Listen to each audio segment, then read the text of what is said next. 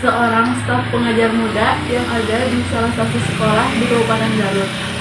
Baik, selanjutnya langsung saja ke pertanyaannya. Upaya apa yang harus dilakukan untuk mempertahankan budaya di sekitar sekolah dalam bidang geografis? Ya.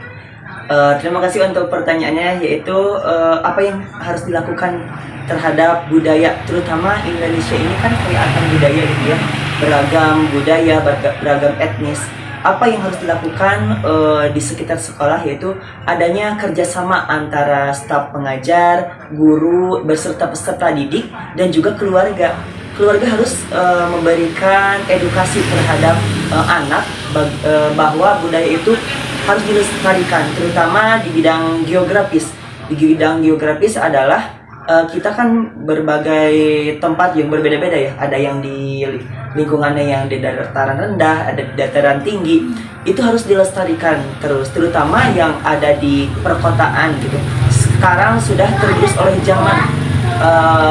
zaman globalisasi, tapi bidang budaya ini harus dilestarikan. Contohnya dalam tari-tarian gitu ya, kita sudah terkontaminasi oleh budaya barat, budaya-budaya nyata. Di lingkungan sekolah harus ada kerjasamanya, harus ada, terutama sekarang kan ada kurikulum Merdeka Belajar, bahwasanya untuk anak dan guru itu belajar secara bebas gitu, dan secara kritis. Bagaimana budaya tersebut harus terimplementasikan di dalam pelajaran. Contohnya ada di seni tari, atau ada di ekstrakurikuler yang lain.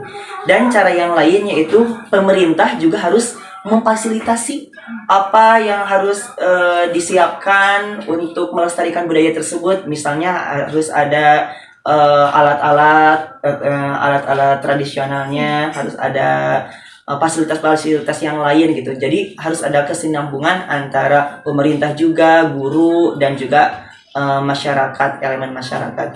Dan di elemen masyarakat juga harus diedukasi bahwasanya budaya itu harus dilestarikan. Contohnya di paguyuban-paguyuban, di setiap lingkungan peserta didik tersebut, tidak hanya di sekolah gitu. Hanya di sekolah itu hanya mengembangkan, dan di lingkungan juga harus bekerja sama, harus dikembangkan budaya tersebut. Terutama di Indonesia ini beragam budaya. Begitu Ira, mungkin.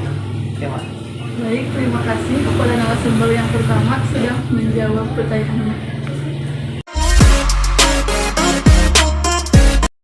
Untuk tantangannya, yaitu masih kurangnya sarana dan prasarana di sekolah tersebut. Salah satunya yaitu masih terbatasnya buku pembelajaran atau buku paket misalnya. Jadi di sekolah tersebut hanya ada satu buku paket di setiap di setiap materi. Nah, buku paket tersebut dipegang oleh guru, sehingga siswa tidak bisa belajar mandiri atau belajar sendiri, dan siswa juga tidak bisa mencari informasi sendiri terhadap materi tersebut. Dan di sekolah itu juga tidak atau belum ada perpustakaan.